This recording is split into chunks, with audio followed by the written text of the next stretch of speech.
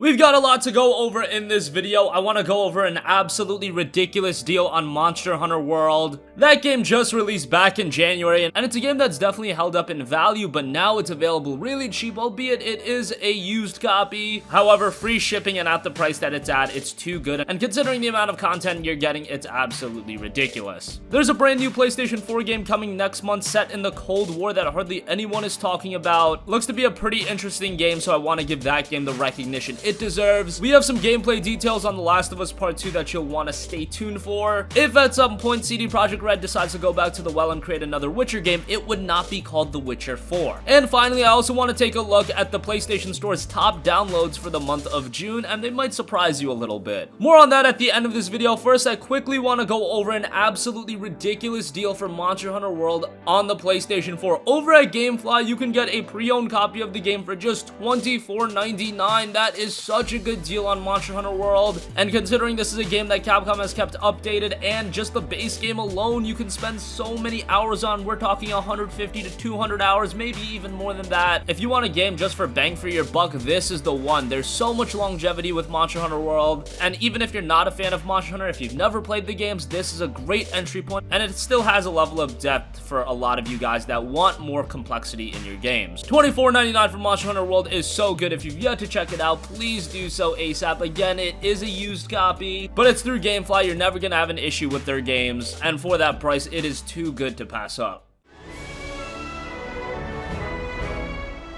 Might I ask, are you tracking the monster? It seems so easy.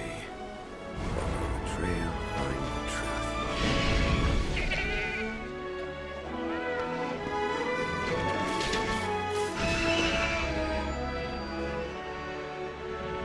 What the heck is that?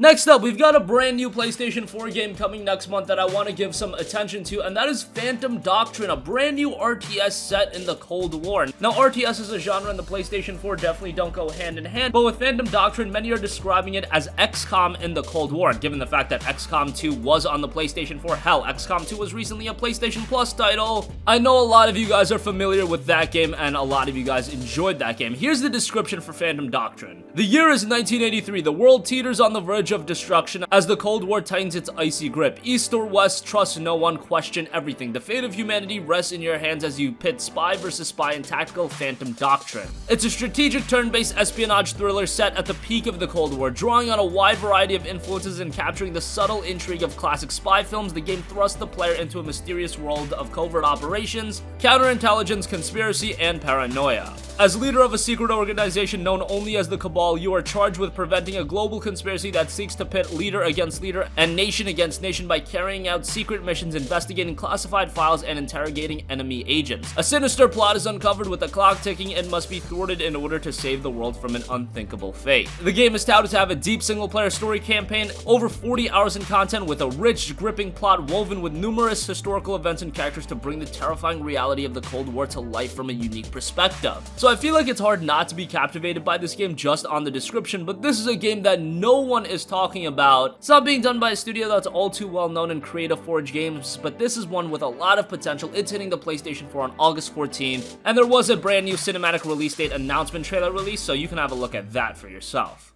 Box. They're killing your agents as we speak. You can't trust anyone.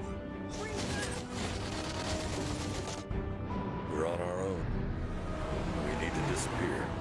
New identities. New faces.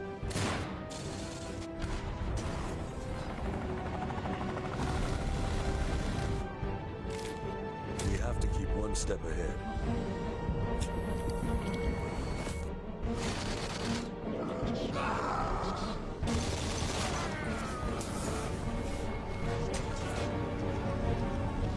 The only way out is to go deeper.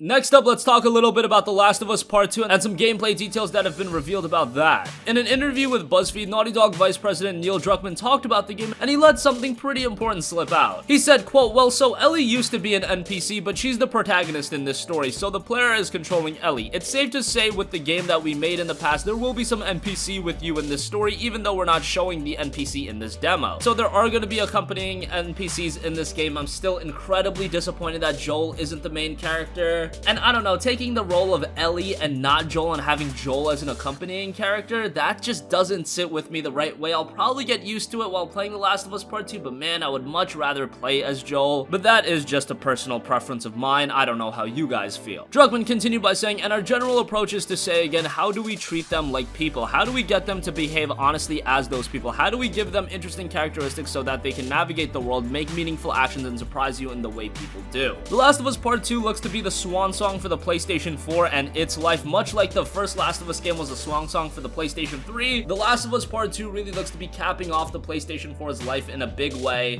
The demo we saw at E3 gave us a lot of information about the game, and now we're going to be seeing more and more info about the game trickle out. Obviously, this isn't a 2018 game release, but I would be very surprised if this isn't released in 2019, probably sometime in June, much like the first game was.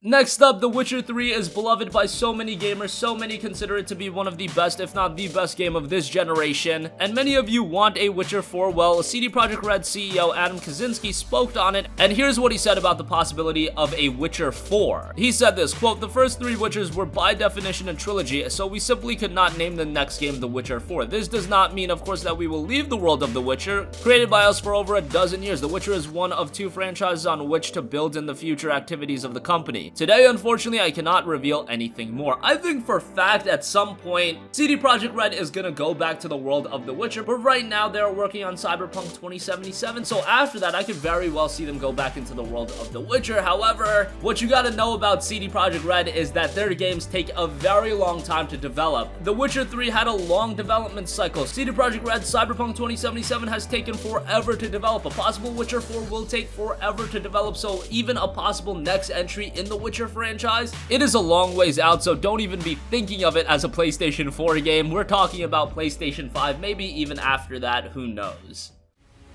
The Elder Blood can initiate the final age, the time of the end. Remember this, Gwynplaine.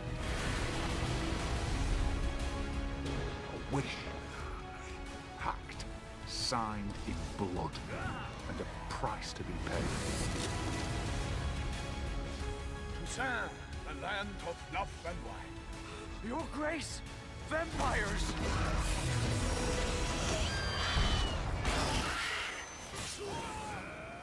And finally, I want to go over the PlayStation Store's top downloads for the month of June. Just want to quickly take a look at the PS4 games that were the top downloads. And number 1 to me is very funny. It is Grand Theft Auto 5. I know this game just got a price drop, but that is still insane to me that GTA 5 has outpaced every other game on the PlayStation 4. And this is a game that was originally released almost 5 years ago. That is pretty ridiculous. Number 2 was FIFA 18. Maybe building off all of the hype around the World Cup, that propelled it a little bit. Number 3 is God of War. Number 4 is The Last of Us Remastered. Number 5 is Detroit Become Human. Number 6 is Mortal Kombat XL. Number 7 was Jurassic World Evolution. Good to see that game plays quite high. Number 8 is Horizon Zero Dawn Complete Edition. I believe that game was on sale or has been on sale, but good to see that game still making moves. Number 9, Minecraft PS4 Edition. And number 10, Gran Turismo Sport. So those are the top downloads for June. We didn't see any massive game releases in June. Kind of disappointed to see that Vampire didn't place anywhere in the top 10, but hey, it is what it is, and maybe Vampire was a game that more people bought at their retail stores. We'll leave a link down below in the description box where you can check out the full top downloads for the month of June. They've got PlayStation VR games, free-to-play games, PlayStation Vita games, PlayStation 4 themes, and PlayStation Classics. So that is gonna conclude this video. Let us know your thoughts. As I mentioned, Monster Hunter World $24.99 over at GameFly. That is a great deal, and if you've yet to check that game out, you should absolutely take advantage of it. Phantom Doctrine is coming next month on August 14th. It's XCOM, but in the Cold War. It looks awesome, and it's a game that you should know about, especially if you're into strategy games. Ellie will have NPC companions in The Last of Us Part 2. Could that mean Joel is an NPC companion? You guys know how I feel about that, but definitely give us your thoughts. The next Witcher game is not The Witcher 4, but CD Projekt Red is not ruling out another game in the universe, and I'm sure with the commercial success of The Witcher 3, they would be foolish not to do another Witcher game, so hopefully we see that out by 2025. And lastly, let us know your thoughts on the top downloads for June. Are you surprised that Grand Theft Auto 5 is still #1, or does that come as no shocker to you? And as I mentioned, link for all of the top downloads will be in the description box down below. That's gonna conclude this one. Thank you for watching, and goodbye.